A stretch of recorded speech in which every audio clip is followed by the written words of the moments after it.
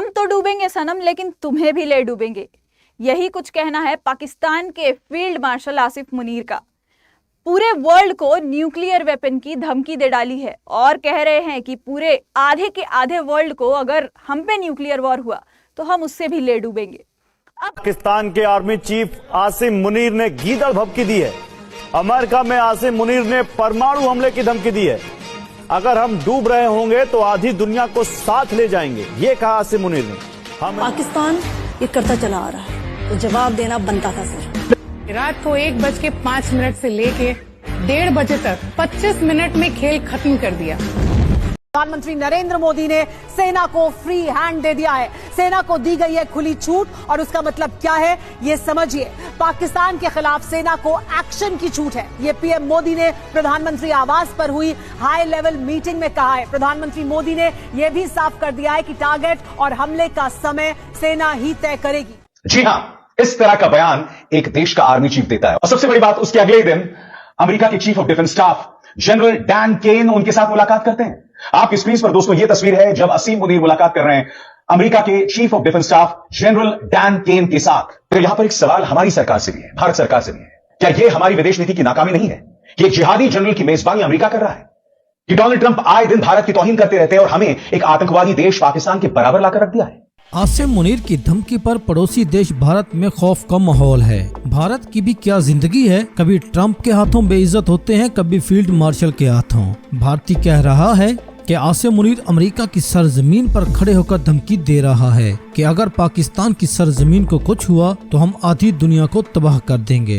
दुनिया का कोई ऐसा वजीर आजम जिसने कहा हो अब की बार ट्रंप सरकार। और भारतीय मीडिया के मुताबिक मोदी ने अपनी भारतीय सेना को फ्री हैंड दे दिया है, यानी अब अगली शिकस्त का मलबा भी पाकिस्तान पर डालने की खुली छूट है। मोदी जी आओ न जरा खुशबू लगाकर, पाकिस्तान फुल तैयार है आपका स्वागत करने के लिए। जितना बेवकूफ भारतीय फिल्मों में भारतीयों को बनाया जाता है, इतना ही भारतीय फौज अपने लोगों को बनाती है। सारी दुनिया मजाक उड़ा रही है और ये कौन बनेगा करोड़पति में आकर बेवकूफ बना रहे हैं।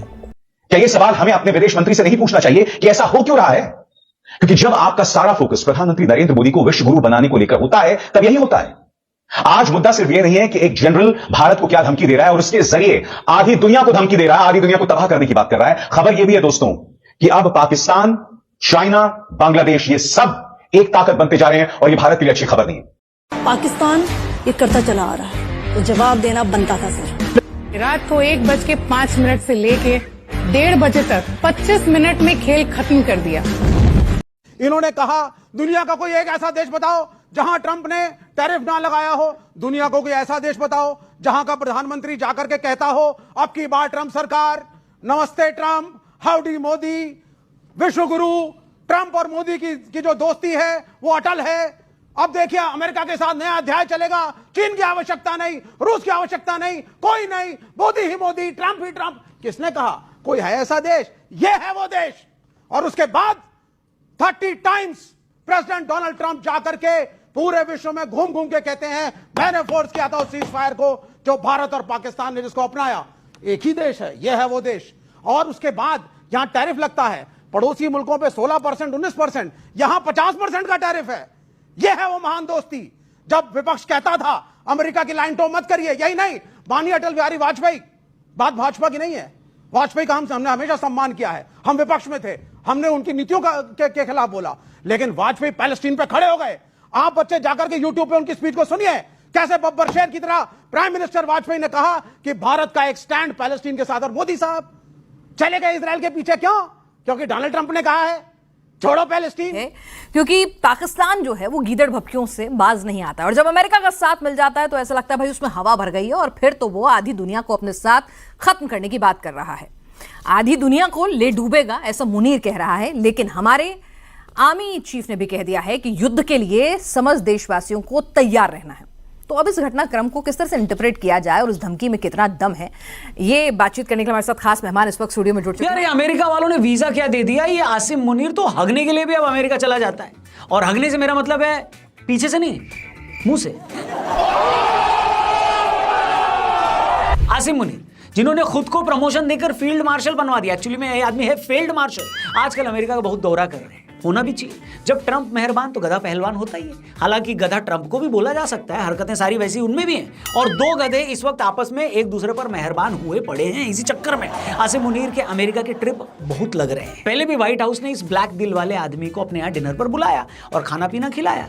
अब आसिम मुनीर एक बार फिर अमेरिका गए हुए हैं और वहां से भारत को चेतावनी दे रहे हैं। अब की बार तो खुलेआम न्यूक्लियर हमले की चेतावनी दे दी गई है और कहा गया है कि हम पर अगर हमला हुआ तो हम अपने साथ आधी दुनिया को बर्बाद कर देंगे। यानी हम तो डूबेंगे सनम, तुमको भी ले डूबेंगे। अच्छा, हमको सिखा दिया है। ये बातें मुनीर ने फ्लोरिडा में एक इवेंट के दौरान कही और रिपोर्ट के हिसाब से उन्होंने कहा कि हम एक न्यूक्लियर नेशन है, अगर हम गए तो हमारे साथ आधी दुनिया भी क्या हो जाएगी राहुल जी? खत्म। अमेरिका की धरती से किसी तीसरे देश के खिलाफ पहली बार न्यूक्लियर थ्रेट दिया गया है। ट्रंप चाचा के कार्यकाल में देखो ये भी होना था, सो हो गया। ये बयान बिजनेसमैन अदनान असद की एक डिनर पार्टी में दिया गया। इसके अलावा आसिम मुनीर ने सिंधु नदी पर किसी भी तरीके के बांध को बनाने के खिलाफ भी भड़काऊ बयान दिया है। मुनीर ने कहा है कि उनके देश के पास मिसाइल्स की कमी नहीं है और इंडस वाटर ट्रीटी रद्द करके भारत 250 मिलियन की आबादी को रिस्क पर डाल रहा है। इसके जवाब में आसिम मुनीर कहते हैं कि हम वेट कर रहे हैं, अगर भारत नदी के ऊपर बांध बनाएगा तो जैसे ही वो बनाएगा हम 10 मिसाइल फायर कर देंगे। तेरा बाप यहाँ छोड़कर गया था कि तेरी माँ? पहले यहाँ पर मैं आपको ये बता दूं कि ये सारी बातें रिपोर्टेडली बोली गई हैं, कहीं पर इसका कोई रिकॉर्ड एविडेंस नहीं है, क्योंकि इस डिनर में 120 पाकिस्तानी ओरिजिन के मेंबर्स शामिल थे और एक रिप्रेजेंटेटिव इजराइल डिफेंस फोर्सेस का भी था। इनमें से किसी को भी मोबाइल फोन या कोई डिजिटल डिवाइस ले जाने की परमिशन नहीं थी। जो आर्म्ड फोर्सेस के फील्ड मार्शल ने सिर्फ धमकियां नहीं दी हैं बल्कि खुद को ट्रोल किया है। जी हाँ, अपने आप को। उन्होंने कहा है कि इंडिया एक चमचमाती मर्सिडीज की तरह है जो हाईवे पर चल रही है और दूसरी तरफ पाकिस्तान एक ट्रक है। उन्होंने पूछा है कि अगर ट्रक मर्सिडीज से टकरा गई तो नुकसान किसका होगा? क्या बात है सर, क्या बात है सर। ये सुनकर पाकिस्तान में कुछ लोग बहुत खुश हो गए। क्या एग्जाम्पल दिया सर ने। ऐसा लोग तब बोलते हैं जब उनके सर में जो दिमाग है उसको निकालकर उसकी जगह पर विशुद्ध क्वालिटी का भूसा भर दिया जाता है, तब ऐसी बातें लोग बोलते हैं। ये बड़ी अच्छी बात कही है। और अभी तक मैंने आपको आसिम मुनीर की जितनी बातें बताई हैं उसमें ये वाली अभी तक की सबसे इंटेलिजेंट बात उन्होंने बोली है, क्योंकि इससे पता चलता है आसिम मुनीर को कि उनकी औकात क्या है। घिसे पीटे ट्रक से ज्यादा पाकिस्तान कुछ है ही नहीं। बात तो सही है।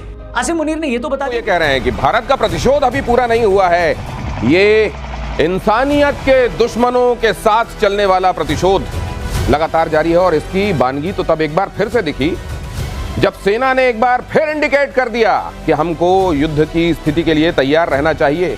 और उधर से आने वाले बयान एक बार फिर जुगलर वेन जो वो कहते हैं कश्मीर को, वो वाला जिक्र फिर से मुनीर क्यों छिड़ रहा है?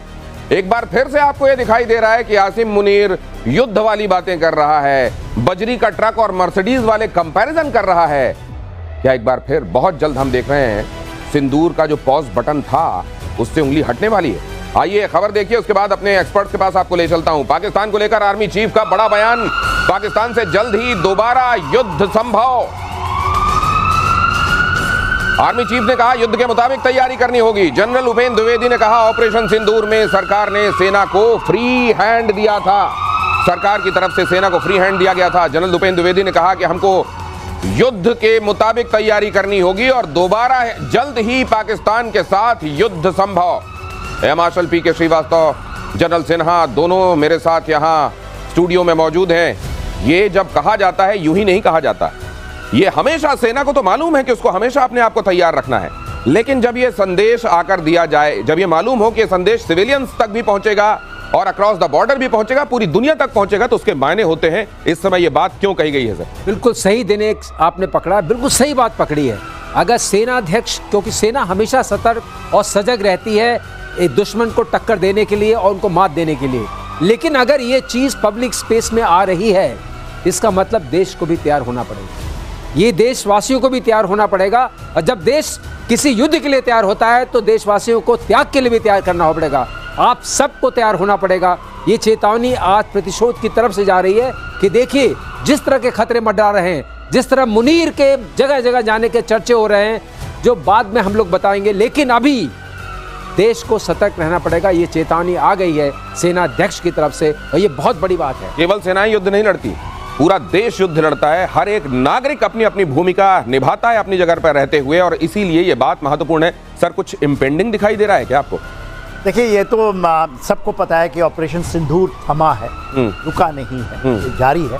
केवल for the for time being paused. उसका मेन कारण ये है कि जो हम देखते हैं जिस तरह से, और वो जो चीजें आप देख रहे हैं कि इसमें कोई आग में घी भी डाल रहा है, कोई पीछे खड़ा भी है। धीरे धीरे आप चीज शायद बताएंगे, आज बहुत सारी चीजें आई हैं जो कि एक बाहर का बहुत बड़ा ताकत इसके पीछे खड़ा हुआ दिखाई देता है, और उसकी क्या परिस्थितियां, इसलिए ये कहा जा रहा है कि ये रुका है, थमा है, रुका नहीं है। और जो सबसे बड़ी बात सेनाध्यक्ष कहते हैं कि देखिए इस बार ऐसा नहीं कि केवल सेनाएं या मिलिट्री फोर्सेस लड़ेगी, ये पूरा 140 करोड़ को लड़ना पड़ेगा। ये लड़ने की जब बात आती है तो एक बहुत बड़ा तबका है, इसको हम प्रॉक्सी कहते हैं, they are the proxy of the deep state of other countries, जो कि आपके यहाँ पर चैनलों पे भी दिखाई देता है कि नैरेटिव बिल्डिंग में वो कैसे होते हैं। तो एक देश जो हारता है, लूज करता है, वो भी जीतता हुआ दिखाई देता है। तो आपने ये भी देखा कि ये नैरेटिव बिल्डिंग की लड़ाई, ये मनोवैज्ञानिक लड़ाई, ये जो साइकोलॉजिकल लेवल पर वॉर लड़ा जाता है, ये जो बयानबाजियां होती हैं, भारत के नागरिकों को भी पूरी तैयारी रखनी होगी। सर कुछ बोलना चाह रहे हैं, आपके पास ये खबर बताने के फौरन बाद अमेरिका की धरती से मुनीर की भारत को एटमी जंग की गीदड़ भभकी। अमेरिका की धरती में बैठे हुए ऐसा लग रहा है कि अचानक पीठ में किसी का हाथ पाकर अपने आप को गफलत में लेकर आ गए असीम मुनीर। सिंधु जल संधि को लेकर भारत पर 10 मिसाइलों से हमला करने की धमकी, समझौता स्थगित करने से पाकिस्तान को बड़ा खतरा। मुनीर ने कहा 25 करोड़ लोगों पर भुखमरी का खतरा, अगर हम डूबेंगे तो आधी दुनिया को साथ ले जाएंगे, मुनीर ने यह भी कहा। अब जरा समझ लीजिए कि ये क्यों कहा जा रहा है और इसके मायने क्या है। इनके मुनीर की बात सुनिए, हम साथ जाएंगे तो आधी दुनिया को लेके जाएंगे। और ट्रम्प क्या कह रहे थे कि मैंने 2 देशों के बीच में न्यूक्लियर वॉर बचा लिया है। तो ये एक तरीके से ट्रम्प ने जो हाथ रखा है, जो इंजेक्शन दिया है ट्रम्प ने, उसके बेसिस पे बोल रहे हैं कि ट्रम्प ने कितना बड़ा काम किया है, इनको नोबेल पीस प्राइज मिलना ही चाहिए। ये भी एक तरीका है नोबेल पीस प्राइज को दिलाने का और कहने का कि मैं तो तैयार था, चाहे कोई तैयारी नहीं हो। लेकिन एक बात और बताते हैं जो होता है, हमारे सेनाध्यक्ष क्यों बोल रहे हैं, वो इसलिए बोल रहे हैं, उन्होंने एक बात और बोली थी कि इस बार जो लड़ाई होगी उसमें इंफॉर्मेशन वॉरियर्स की भी जरूरत पड़ेगी, जो नैरेटिव बिल्डअप की बात हुई थी, उसमें स्कॉलर वॉरियर्स की भी जरूरत पड़ेगी, जो बात हुई थी टेक्नोलॉजी की, और उसमें जरूरत पड़ेगी हमारे साइंटिस्ट वॉरियर्स की भी। ये सारे के सारे जो है सबको जुटना पड़ेगा। और देखो कि खतरा, अगर ये पीछे से वो हाथ पड़ रहा है।